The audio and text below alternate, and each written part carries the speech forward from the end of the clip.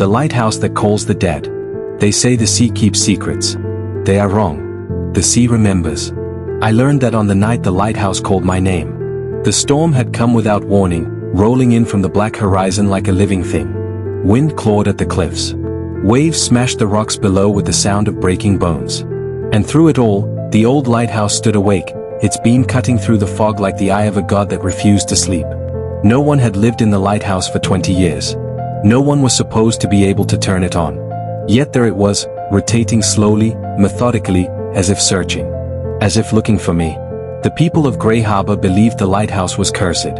They whispered that when its light burned during a storm, it was not guiding ships. It was guiding souls. They said it called to those who had died with unfinished business.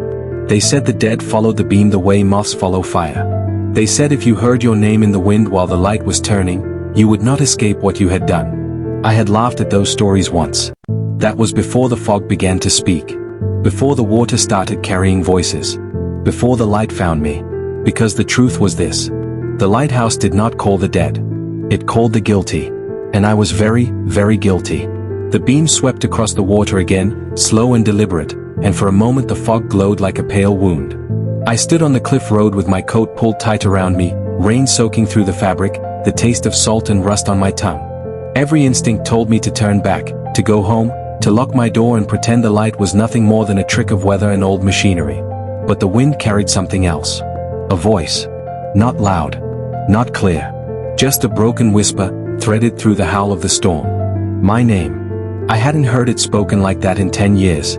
Not since the night everything went wrong. Not since the night the sea took what I could not give back. The lighthouse stood at the end of the headland, a black needle against the stormlit sky. Its windows were dark, its door long since rotted shut, yet the great lens at its crown burned with a cold, white fire. Each rotation of the light felt like the turning of an eye, opening and closing, searching, judging. I started walking. The road down the cliff was slick with rain and sea spray. My boots slid on stone, but I kept going, drawn forward by something stronger than fear. With every step, the past rose up around me, not as memory but as presence, thick and heavy as the fog itself. 10 years ago, I had come to this same place with another man. 10 years ago, the lighthouse had been dark. 10 years ago, the sea had been calm. His name was Daniel Crow. He had been a journalist, the kind who asked the wrong questions and refused to stop digging. He had discovered what I had done, what I had helped cover up, and he believed the truth deserved daylight. I believed the truth would destroy everything. We argued on the cliff edge, our voices low, furious, desperate. The town slept behind us. The ocean waited below. I remember the way the wind tugged at his coat, the way his eyes burned with certainty. You can still fix this, he said. Tell them what really happened. Tell them who's responsible. I told him to walk away. He told me he wouldn't. The rest is a blur of motion and sound. A shove, a stumble, a cry cut short by the roar of waves.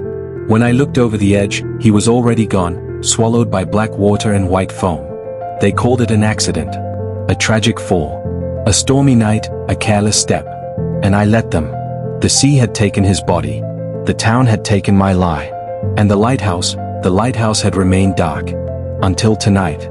I reached the base of the tower just as the beam swept over me again. For a heartbeat, the world turned white. In that blinding light, I saw figures standing on the rocks below, their shapes pale and wavering, as if made of mist and moonlight. They did not move, but I felt their eyes on me. Accusers. Witnesses.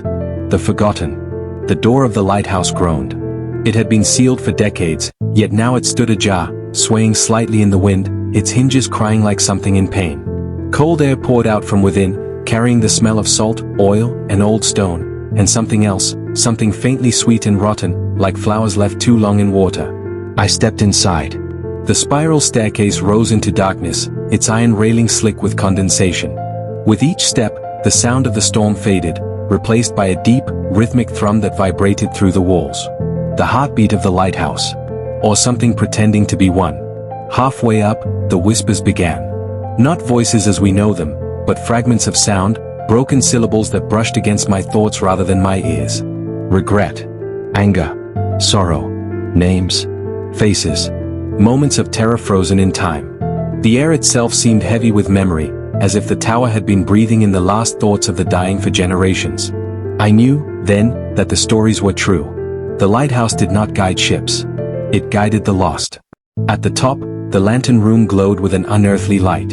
The great lens turned slowly, casting long, pale shadows that slid across the walls like reaching hands.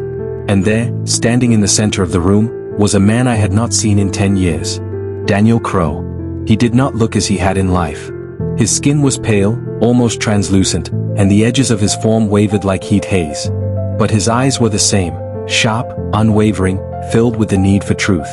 "You let them forget," he said, though his lips barely moved. The words formed directly inside my mind. "You let the sea keep my story." "I didn't mean to kill you," I whispered. My voice sounded small, lost in the vast, humming space. "It was an accident. I just wanted you to stop." "You wanted the truth to stop," he replied. "And the truth does not stop. It waits." Around him, other shapes began to emerge. Sailors in torn coats, women in old-fashioned dresses, a child clutching a broken toy. All of them pale, all of them watching.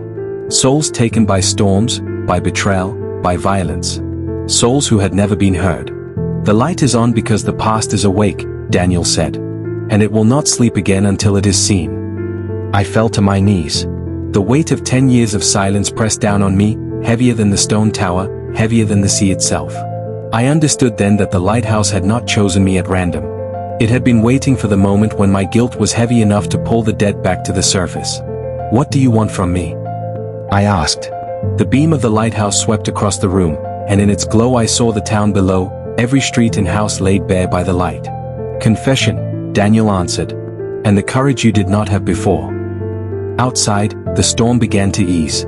The wind softened, the waves lost their fury, and the fog thinned, as if the world itself were holding its breath. I knew what I had to do. At dawn, I would go to the police. I would tell them about the argument, the shove, the lie. I would tell them about the men Daniel had been investigating, the corruption I had helped hide. I would give them everything. The cost would be my freedom. The cost would be my life as I knew it. But the cost of silence had already been too high. As the first hint of morning touched the horizon, the light of the lighthouse began to fade.